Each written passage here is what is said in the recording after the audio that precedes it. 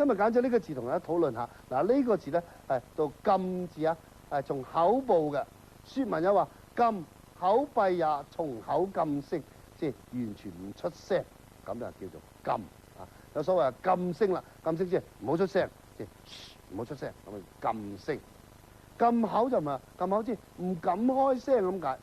嗱，《史記》有話，佢話臣恐天下之事，禁口不敢復言也。佢話我恐怕天下嘅人啊，都唔敢開聲嚟到批評呢個政府啦。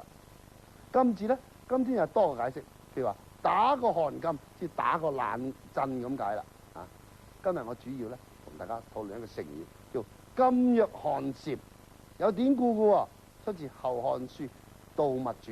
佢話劉勝蔚為大夫，見禮上賓，而知善不戰，文惡無言，隱情識己，志同寒蟬，此罪人也。咁呢個劉勝做到大夫啊，但係咧見到好嘅就唔推薦，見到惡嘅就亦都咧唔批評，一味咧係明哲保身。我哋中國人最曳就呢樣嘢啦，好似寒蟬一樣，呢個真係罪人啦。咁啊講到噤若寒蟬，咁啊蟬大家都知道夏天嘅時候啊，好多聲啦，所謂隸屬蟬鳴，有蟬聲好響亮啦。